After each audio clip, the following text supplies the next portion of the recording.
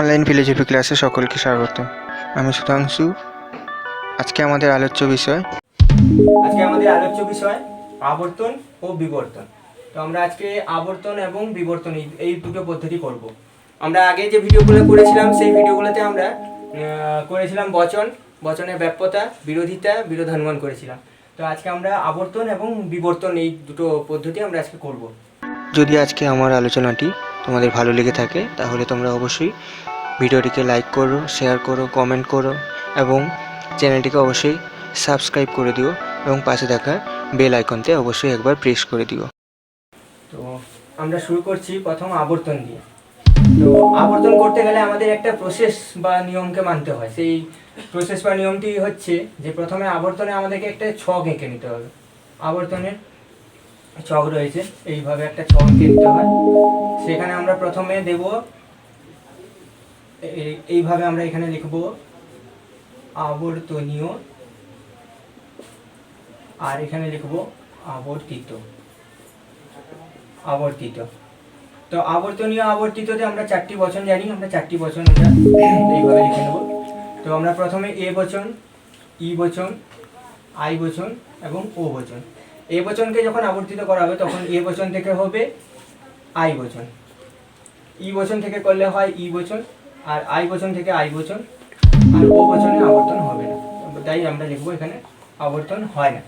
তো আমাদের প্রথম এইভাবে আমাদের করে নিতে হবে যে এ বচনে আবর্তন করলে আমরা আই বচন করব, ই বচনকে আবর্তন করলে আমরা ই বচন করব, আই বচনকে আবর্তন করলে আমরা আই বচন করব, আর ও বচনে আবর্তন হয় না, তাই আবর্তন করব না। তো আবর্তন করতে গেলে আমাদের কিছু নিয়ম মানতে হয়। সেই আবর্তনের নিয়মগুলো কি কি? প্রথমে আমাদের করতে হবে যে আবর্তন করতে গেলে আবর্তিত বচন এবং আবর্তনীয় বচনের উদ্দেশ্য বিধেয় স্থান পরিবর্তন হবে। তো আমি একটা জাস্ট উদাহরণ দিয়ে আমি বোঝানোর চেষ্টা করছি। যেমন একটি লজিক থাকলো যে কেবলমাত্র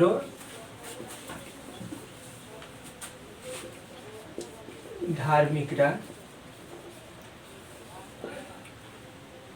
সুখী, এই ধরনের কোনো একটা লজিক থাকলো। তো এই বচনটিকে আমরা বাক্যটিকে আমরা প্রথম বচন করব। তো আমরা এলএফ নিয়ে আমরা কেবলমাত্র থাকার জন্য আমরা এখানে এই বচন করব, এই বচন করতে হবে, উদ্দেশ্য বিধেয় স্থান পরিবর্তন হবে কারণ কেবলমাত্র প্রথমে আছে। তাহলে এখানে লিখতে হবে সকল, এখানে যেহেতু ধার্মিকটা নির্দিষ্ট তাই এখানে আমরা ধার্মিক রাখবো, এখানে আমরা পরিবর্তন করব না। তাই সকল ধার্মিক ব্যক্তি হয় সুখী। তো আমরা এইভাবে প্রথমে আমরা বচনটা করব। এই বচনটি করার পর আমরা এই উক্ত বচনকে আমরা কি করব? আবর্তন করব। তো এই বচনে আবর্তন করলে আমরা লিখবো এখানে আবর্তিত। এ বচনে আবর্তিত কি হয়? এই বচনে আবর্তিত আই বচন হয়। তো এখানে আমরা লিখবো কি? আই বচন। তো প্রথমে আমরা দেব কোনো কোনো, আই বচনে কোনো কোনো, উদ্দেশ্য বিধেয় স্থান পরিবর্তন হবে। তাই সুখী এখানে আসবে, সুখী ব্যক্তি হয় ধার্মিক। তো এইভাবে আমরা আবর্তন করব। তো আমরা আবর্তন করলাম, আশ্রয় বাক্যের বিধেয়কে আমরা সিদ্ধান্তের উদ্দেশ্যতে নিয়ে আসলাম, আশ্রয় বাক্যের উদ্দেশ্যকে সিদ্ধান্তের বিধেয়তে নিয়ে গেলাম। আরেকটা জিনিস হচ্ছে যে এখানে আমরা এ বচন সদর্থক পেয়েছিলাম, তাই আমরা আই বচন সদর্থকে রাখলাম। তাহলে এখান থেকে প্রমাণিত হয় যে সদর্থক থেকে সদর্থক অর্থাৎ গুণগত পরিবর্তন হবে না, আর পরিমাণগত পরিবর্তন হতে পারে আবার নাও হতে পারে, কিন্তু গুণগত পরিবর্তন হবে না। তাই সদর্থক থাকলে সদর্থক হবে। তাই এ বচন থেকে আই বচন করলাম। সাপোজ কোনো একটি লজিক থাকলো, এমন একটি লজিক থাকলো যে কোনো ছাত্র সফল নয়, কোনো ছাত্র সফল নয়। তাহলে এটা ই বচন আছে, তাহলে মূল বচনটা হচ্ছে ই, তাহলে হবে কোনো ছাত্র নয় সফল। এই এই লজিকটা থাকলো। তো তাহলে আমরা উদ্দেশ্য বিধেয় স্থান পরিবর্তন করব। তাহলে ই বচনে আবর্তিত রূপ হয়, ই বচনের আবর্তিত রূপ হয় ই বচন। তাহলে আমরা এখানে লিখব ই বচন এবং সেখানে আমরা কি করব যে কোনোটা কোনোই রাখবো, কোনো সফল যে আছে সফলটা চলে আসবে এখানে উদ্দেশ্যতে। তাই এখানে এখানে ছিল বিধেয়তে, তাহলে সফলটা এখানে চলে আসলো, কোনো সফল বালক নয় থাকবে, এবং এখানে আমরা লিখব ছাত্র। এখানে কি হলো যে উদ্দেশ্য বিধেয় স্থান পরিবর্তন হলো, কিন্তু সদর্থক থেকে নঙর্থক হলো, আগেরটা সদর্থক থেকে সদর্থক হলো, তাহলে গুণগত পরিবর্তন হবে না। আর পরিমাণগত পরিবর্তন হলেও হতে পারে, কিন্তু এখানে পরিমাণগত পরিবর্তন হয়নি, এটা হবে আবর্তিত। তাহলে এইভাবে আমাদেরকে আবর্তন করতে হবে। তো এ বচনে আবর্তন করা গেল, ই বচনে আবর্তন করা গেল, তারপরে আই বচন। আই বচনে আবর্তন করলেও আমরা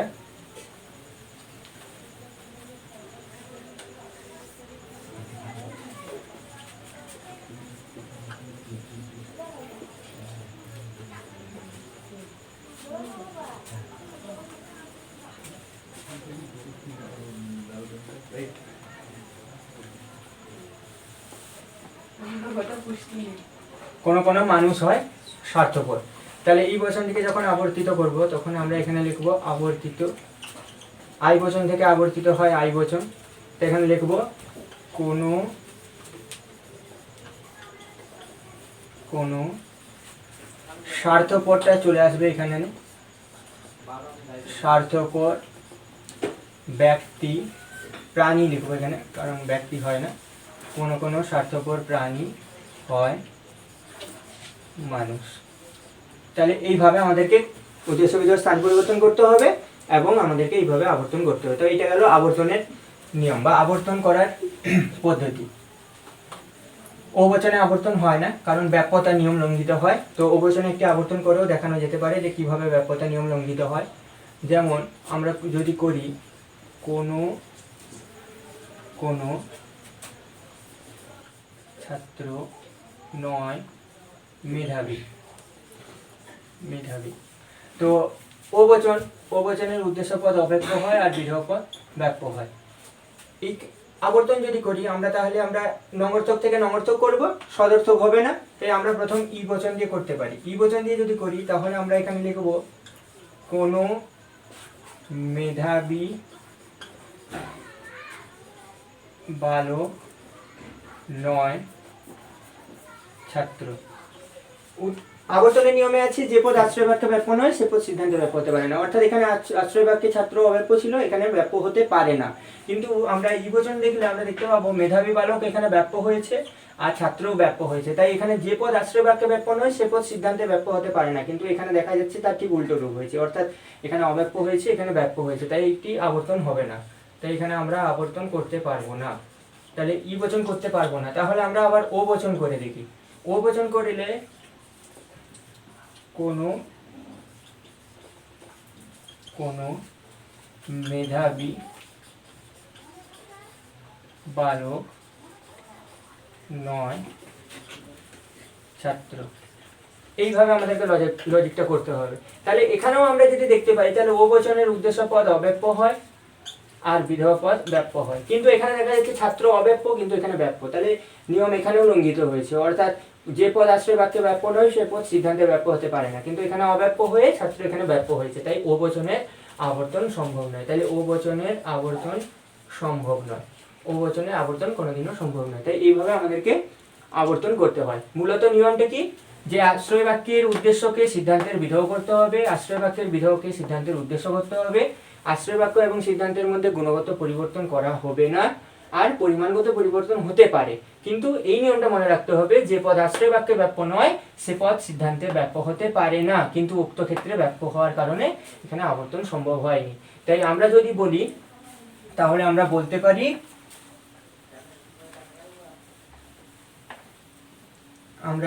পারি তা হলো যে এ বচনের আবর্তন হয়, তো এ বচন থেকে আবর্তন আমরা করব আই বচন, ই বচন থেকে আমরা আবর্তন করব ই বচন, আই বচন থেকে আমরা আবর্তন করব আই বচন, আর ও বচন আবর্তন হয় না।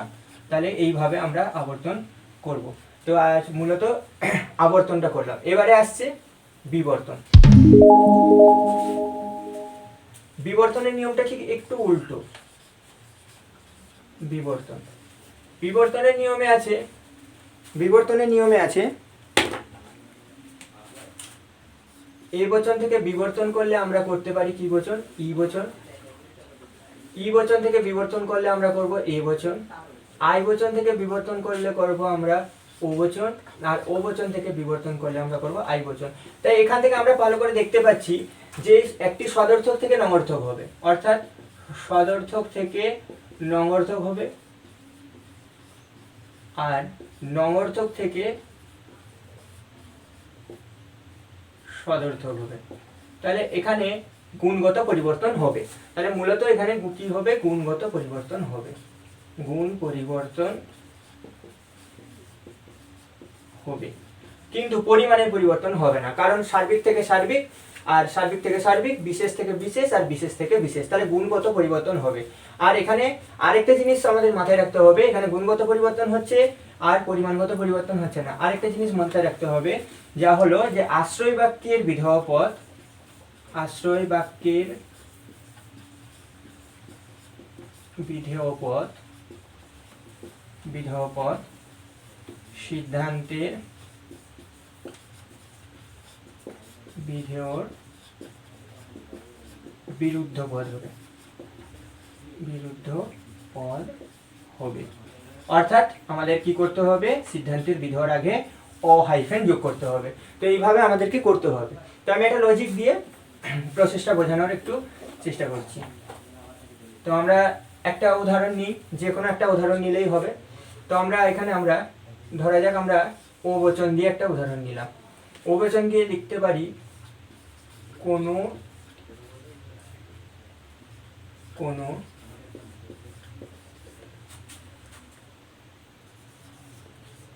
ছাত্রী নয় মনোযোগী, কোনো কোনো ছাত্রী নয় মনোযোগী। তো এখানে উদ্দেশ্য রয়েছে ছাত্রী, উদ্দেশ্য রয়েছে ছাত্রী, আর মনোযোগী রয়েছে বিধেয়। তো আমরা যখন এখানে বিবর্তন করব, তো বিবর্তন কিভাবে করব? তো বিবর্তন আমরা যখন করব তাহলে আমরা এখানে লিখব বিবর্তিত, আমরা লিখব বিবর্তিত। তাহলে ও বচনের বিবর্তিত হবে আই বচন। বলেছিলাম যে গুণগত পরিবর্তন হবে কিন্তু পরিমাণগত পরিবর্তন হবে না, তাই বিশেষ থেকে বিশেষ হলো। তাহলে আই বচনে আমরা লিখি কি? কোনো। তাহলে কোনো কোনো কোনো, আই বচনে আমরা লিখলাম কোনো কোনো। উদ্দেশ্য বিধেয় স্থান পরিবর্তন হবে না, তাই উদ্দেশ্য যা আছে তাই থাকবে, আর বিধেয়টা শুধুমাত্র বিরুদ্ধ পদ হবে। তাহলে উদ্দেশ্যতে ছাত্রী ছিল, তাহলে ছাত্রী থাকলো। তাহলে কোনো কোনো ছাত্রী, এখানে নয় ছিল, যেহেতু আই বচন তাহলে এখানে আমরা লিখবো হয়। তাহলে কোনো কোনো ছাত্রী হয়, এইখানটায় পরিবর্তন হবে অমনোযোগী। কারণ অমনোযোগী, কারণ এখানে আশ্রয় বাক্যের বিধেয় পদের সিদ্ধান্তের বিধেয় পদটা বিরুদ্ধ পদ হবে। অমনোযোগী মানে বিরুদ্ধ পদ। তাহলে এখানে আমরা কি করলাম? যে উদ্দেশ্য বিধেয় স্থান পরিবর্তন করলাম না, উদ্দেশ্যতে যা ছিল তাই থাকলো, বিধেয় যাই ছিল তাই থাকলো, কিন্তু শুধু কি হলো যে আশ্রয় বাক্যের উদ্দেশ্য পদ সিদ্ধান্তের উদ্দেশ্য পদের বিরুদ্ধ পদ হলো। এখানে ব্যাপ্যতা সংক্রান্ত নিয়মও কিছু নেই। তো তাই এটি হলো বিবর্তনের প্রকৃত একটি রূপ। আরো একটি লজিক দিয়ে আমি আরেকটা লজিক দিয়ে একটু বোঝানোর চেষ্টা করছি। যেমন থাকলো যে সাদা কাক আছে, আই বচন, এলে লজিক্যাল ফর্ম, কোনো কোনো কোনো কাক হয় সাদা, এটা আই বচন। এটা যখন আমরা বিবর্তিত করব তাহলে এখানে লিখব বিবর্তিত। বিবর্তিততে হবে আমরা আই বচন থেকে ও বচন হবে, তাহলে কোনো কোনো হবে ও বচন বিশেষ বচন, তাই কোনো কোনো কোনো কোনো। কাকটা কাকই থাকবে, উদ্দেশ্য বিধেয় স্থান পরিবর্তন হবে না, তাই কাকটা কাক থাকলো। হয়টা এখানে নয় হয়ে যাবে, কারণ ও বচন থাকলে নয় হয়, নঙর্থক বচন। এখানে এটা হয়ে যাবে অ হাইফেন সাদা। তো এইভাবে আমাদের করতে হবে বিবর্তন। তাহলে আমরা আজকে আবর্তন করলাম, আজকে আমরা বিবর্তন করলাম। আর আবর্তনের নিয়মগুলো আরেকবার বলে দিচ্ছি। আবর্তনের নিয়ম হলো আশ্রয় বাক্যের উদ্দেশ্য সিদ্ধান্তের বিধেয় হবে, আশ্রয় বাক্যের বিধেয় সিদ্ধান্তের উদ্দেশ্য হবে, আশ্রয় বাক্য সিদ্ধান্তের মধ্যে গুণগত পরিবর্তন হবে না, আশ্রয় বাক্য এবং সিদ্ধান্তের মধ্যে পরিমাণগত পরিবর্তন হতে পারে। এটা আবর্তনের ক্ষেত্রে। আবর্তনের ক্ষেত্রে আরেকটি নিয়ম হলো যে পদ আশ্রয় বাক্যে ব্যাপ্য নয় সে পদ সিদ্ধান্তে ব্যাপ্য হতে পারে না। তো এই নিয়মটা যদি লঙ্ঘন করে তাহলে কোনোদিনও আবর্তন সম্ভব নয়, তাই আমরা ও বচনে আবর্তন সম্ভব আমরা দেখতে পেলাম না। আর বিবর্তনের ক্ষেত্রে আমরা দেখতে পাবো কি, যে বিবর্তনের ক্ষেত্রে আশ্রয় বাক্যের উদ্দেশ্য এবং সিদ্ধান্তের উদ্দেশ্য এক থাকে, আশ্রয় বাক্যের বিধেয় এবং সিদ্ধান্তের বিধেয় এক থাকে, আশ্রয় বাক্য এবং সিদ্ধান্তের মধ্যে কোনো গুণগত পরিবর্তন হয় কিন্তু পরিমাণগত পরিবর্তন হয় না, অর্থাৎ সার্বিক থেকে সার্বিক হবে, বিশেষ থেকে বিশেষ হবে, আর সদর্থক থেকে নমর্থক হবে বা নমর্থক থেকে সদর্থক হবে। এটি গেল বিবর্তনের নিয়মে। আরেকটা বিবর্তনের নিয়ম রয়েছে যেটা হলো আশ্রয় বাক্যের বিধবা পদ সিদ্ধান্তের বিধবা পদের বিরুদ্ধ পদ হবে। আশা করি এই পদ্ধতিগুলো করলে তোমরা পরীক্ষাতে আরামে আবর্তন এবং বিবর্তন করতে পারবে। তো এছাড়াও এই অধ্যায় থেকে এটা আবর্তন বিবর্তনগুলো আমি একটা লজিক দিয়ে কিছুগুলো প্রসেস বোঝানোর চেষ্টা করছি, এটি শেষ লজিক। যেমন যেমন পরীক্ষাতে থাকে যে আবর্তন ও বিবর্তন করো, আবর্তন ও বিবর্তন করো, এইভাবে একটা প্রশ্ন থাকে যে একটি লজিককে একবার আবর্তন একবার বিবর্তন। যেমন প্রবাল হয় একাদশ শ্রেণীর ছাত্র, এটা এ বচনে আছে। তো এই বচনটিকে একবার আবর্তন একবার বিবর্তন, তাহলে এ বচনকে আবর্তিত করব প্রথম। আবর্তিত করলে কি হবে, এ বচনের আবর্তিত রূপ হবে আই বচন। কিন্তু এখানে যেহেতু প্রবাল হচ্ছে একজন নির্দিষ্ট বালক, তাই এটাকে আমরা সরল আবর্তন করব। তাহলে সরল আবর্তন করলে আমরা এখানে এ বচন রাখবো। তাহলে এখানে লিখবো যে উদ্দেশ্য বিধেয় স্থান পরিবর্তন হবে, তাই আমরা এটাকে উদ্দেশ্য বিধেয় স্থান পরিবর্তন করে নিই। তাহলে একাদশ শ্রেণীর ছাত্র হয় প্রবাল। তাহলে বচনটিকে একবার আমরা কি করলাম, বচনটিকে আমরা আবর্তন করে নিলাম। ওই বচনটিকে আমরা আবার করব কি বিবর্তন, আমরা বচনটিকে বিবর্তন করব। তাহলে বচনটিকে যখন বিবর্তিত করব যখন বচনটিকে বিবর্তিত করব তখন এ বচনটা বিবর্তিত হলে ই বচন। তাহলে আমরা এখানে যেহেতু সকল লিখিনি তাই এখানে আমরা সকল লিখলাম না, এখানে তাহলে কোনো লেখারও প্রয়োজন নেই। তাহলে আমরা কি লিখবো, এখানে প্রবাল আছে, উদ্দেশ্য বিধেয় স্থান পরিবর্তন হয় না তাই প্রবাল থেকে গেল। তাহলে প্রবাল থেকে গেল। এখানে ই বচন আছে বলে 9 লিখবো, তাই 9 লিখে দিলাম। বিধবা পদের বিরুদ্ধ পদ হবে, তাই এখানে আমরা লিখবো অ হাইফেন একাদশ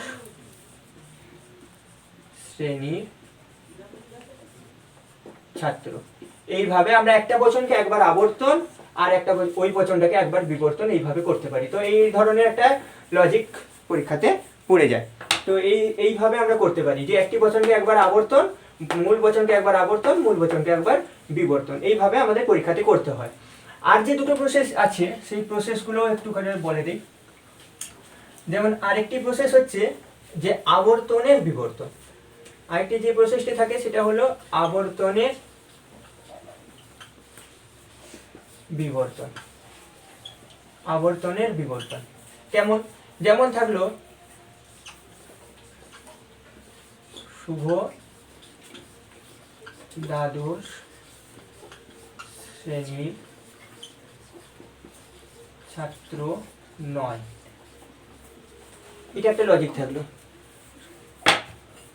তো এলএফ করলে কি হবে, এলএফতে হবে শুভ নয়, এটা এ বচন হবে, সরি ই বচন হবে, শুভ নয় দ্বাদশ শ্রেণীর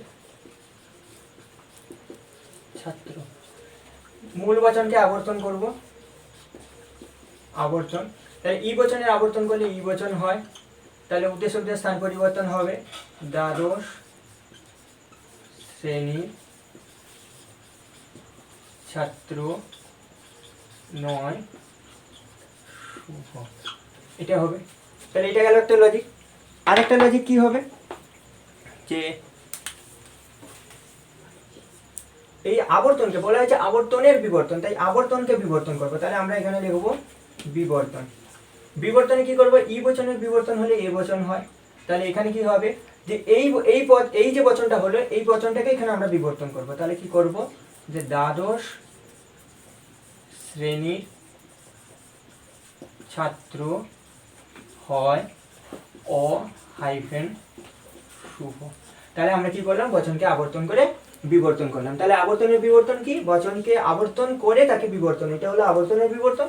আর বচনকে আবর্তন করা একবার, বিবর্তন করা একবার, দুবার করলে সেটা হবে বচনের আবর্তন ও বিবর্তন। আর একটি যে প্রসেস আছে সেই প্রসেসটিও বলে দিচ্ছি।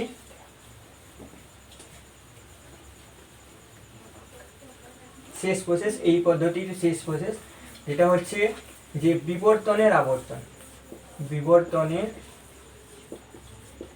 আবর্তন, বিবর্তনের আবর্তন কি হবে? সোনা চকচকে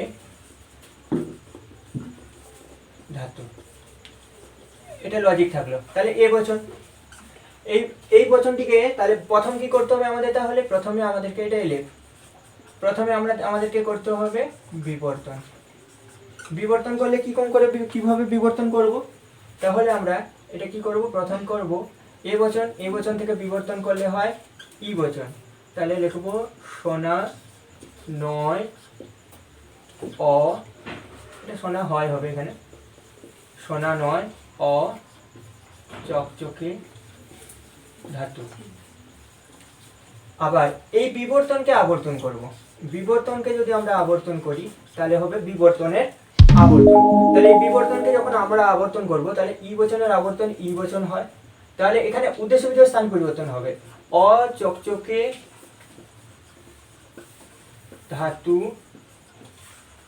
নয় সোনা।